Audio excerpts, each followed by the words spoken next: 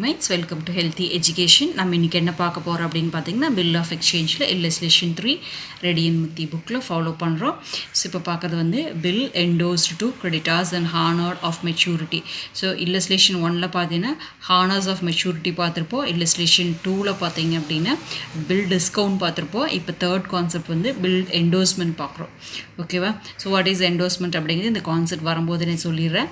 On 149 Bala draw a bill on Ravi 1600.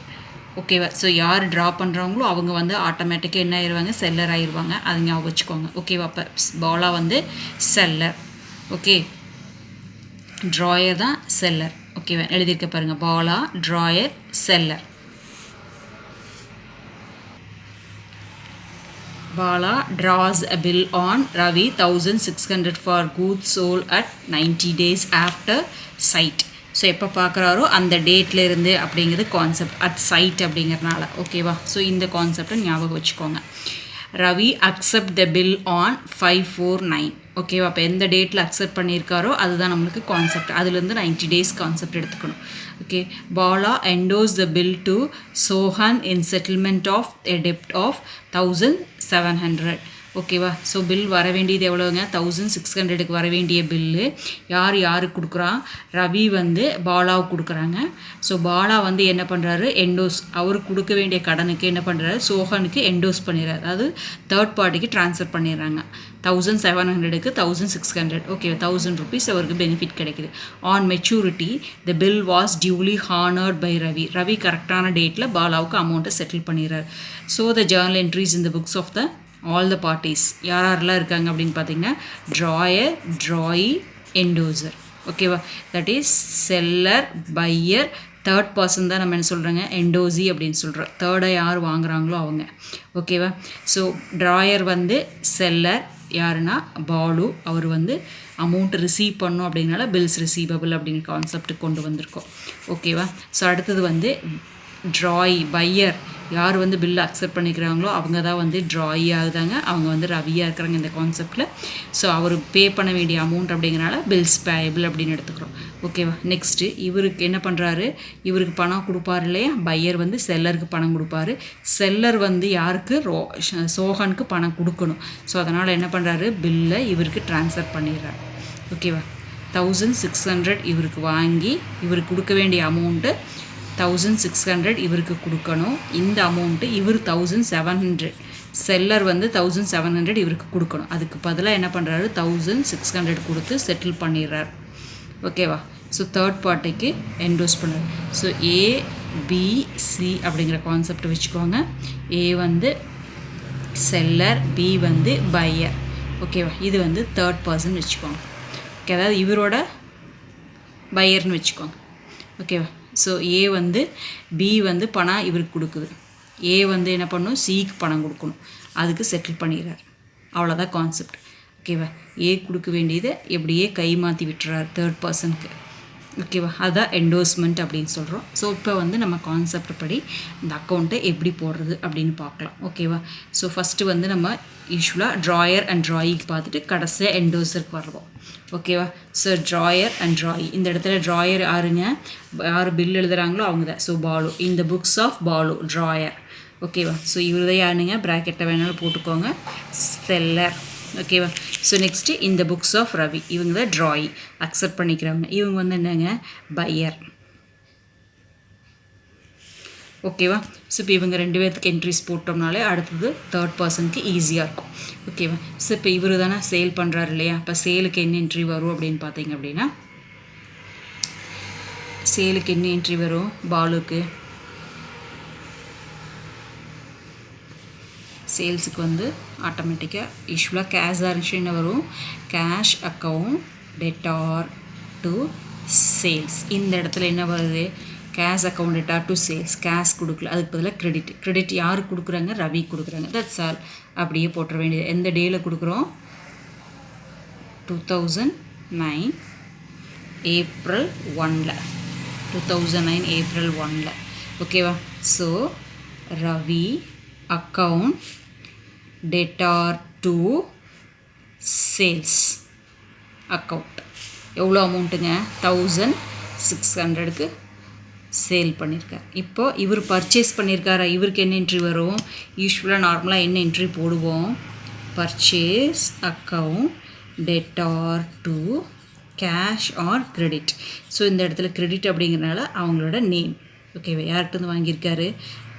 ஓகேவா, யார்கிட்டருந்து வாங்கியிருக்காரு? பாலுகிட்டேருந்து. ரவி வந்து பாலுகிட்டேருந்து வாங்கியிருக்கா. அப்போ பாலுவோட நேம், அவ்வளோதான். ஓகேவா, ஸோ என்ன வரும் அப்போது? அதே டேட் தான், 2009 April 1 purchase account theta to யாரோட அக்கௌண்ட்டு? பாலு.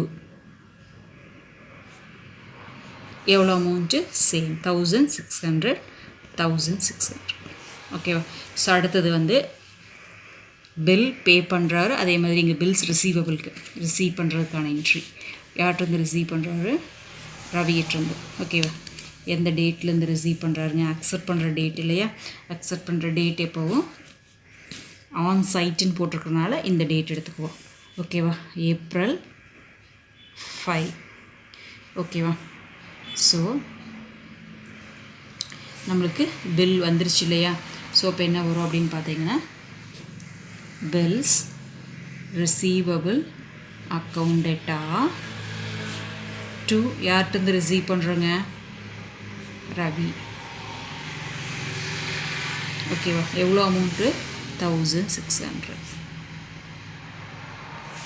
ஓகேவா. ஸோ அடுத்தது ஜஸ்ட் அப்படியே ரிவர்ஸ் என்ட்ரி வரும். ஸோ எப்போ அப்போ கொடுக்குறோம் அப்படின்னு பார்த்தீங்கன்னா, ஏப்ரல் 5. ஓகேவா, ஜஸ்ட் ரிவர்ஸ் என்ட்ரி என்ன வரும்? இந்த இடத்துல Balu account debtor to bills payable account. அவ்வளோதான். எவ்வளோ அமௌண்ட்டு? 1600. ஸோ இது வந்து பர்ச்சேஸ் பண்ணுறதுக்கான என்ட்ரி, பே பண்ணுறதுக்கான என்ட்ரி, பில்ஸ் பேயபிளாக பே பண்ணுற அப்படின்னு கான்செப்டை மட்டும் சொல்கிறேன். இனி பேமெண்ட்டுக்கான என்ட்ரி வரும். ஸோ இது மாதிரி சேல்ஸ்க்கான என்ட்ரி, பில்ஸ் ரிசீவ் பண்ணுறாங்க அதுக்கான என்ட்ரி. அடுத்தது என்ன வருங்க? Payment entry. ஓகே, பேமெண்ட் எப்போ பண்ண சொல்லியிருக்கோம்? ஏப்ரல் 5. இப்போ என்ன பண்ணியிருக்காரு? வாங்கின அமௌண்ட்டை பணம் வாங்கலை. ஏப்ரல் 5 கைக்கு வந்தோடனே என்ன பண்ணியிருக்காரு? இவர் தேர்ட் பர்சனுக்கு கடன் கொடுக்கணும் இல்லையா? இவர் பில் வந்தோடனே இவரோட கணக்கை இவர் ஒருத்தர்கிட்ட கடன் வாங்கியிருக்காரு. யார்கிட்ட? சோஹன்கிட்ட கடன் வாங்கியிருக்காரு. அவருக்கு செட்டில் பண்ணிட்டார். 1700 பதில் இந்த பிடிச்சிக்கோ, எங்கள் கையில் 1600 தான் இருக்குது, என்னால் 100 கொடுக்க முடியாது அப்படின்ட்டு கொடுத்துட்றாரு, செட்டில் பண்ணிடுறாரு. ஓகேவா. ஸோ இப்போ அதே டேட்லேயே பண்ணிடுறாரு. இவர் அமௌண்ட்டை ரிசீவ் பண்ணலை, அதுக்கு பதிலாக என்ன பண்ணுறாரு? இன்னொரு பர்சனுக்கு கை மாற்றி விட்டுறாரு. அவர் கொடுக்க வேண்டியவருக்கு பணத்தை கொடுத்துட்றாரு. ஓகேவா.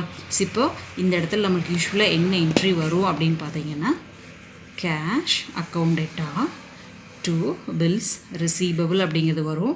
இப்போ கேஷ் பதிலாக யாருக்கு என்ன பண்ணுறாங்க? சோஹனுக்கு ட்ரான்ஸ்ஃபர் பண்ணுறாரு. ஓகேவா.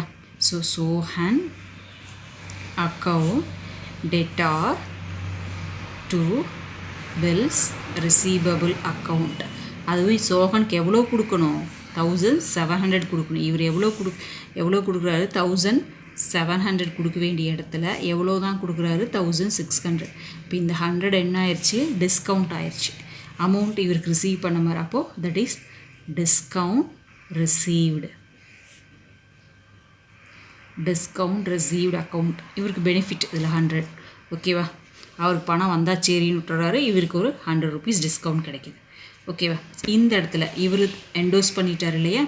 ஸோ இது வந்து அந்த டேட்டில் இவர் எப்போ பார்த்தாரோ அதுலேருந்து 30 daysல இவர் அமௌண்ட்டை ட்ரான்ஸ்ஃபர் பண்ணுறாரு. ஓகேவா. அமௌண்ட்டு பே பண்ண போகிறார். எந்த டேட்டில் பே பண்ணுறாரு அப்படின்னு பார்த்தீங்கன்னா, பில்ஸ் பேயபிள் தான். Bills payable account debtor to cash. எவ்வளோ அமௌண்ட்டுங்க? எக்ஸாக்ட் அமௌண்ட்டை பே பண்ணிடுறாரு. 90 days கழிச்சு, ஏப்ரல்லேருந்து 90 days கழிச்சு போடும்போது எப்போ வருது? ஜூலை 7. ஓகேங்களா.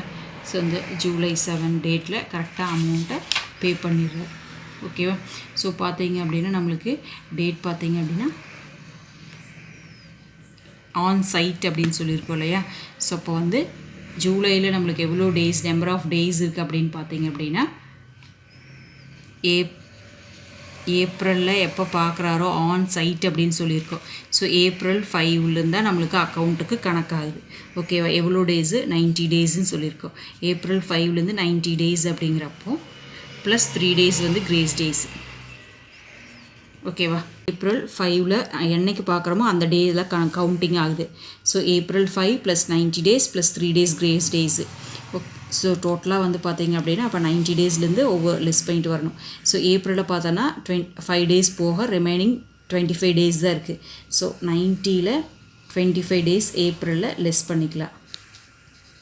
ஏப்ரலில் லெஸ் பண்ணோம்னா 5 8 6 65ல் ஏப்ரலுக்கு அப்புறம் மேலே எவ்வளோ டேஸ் இருக்குங்க? 31 டேஸ் இருக்குது.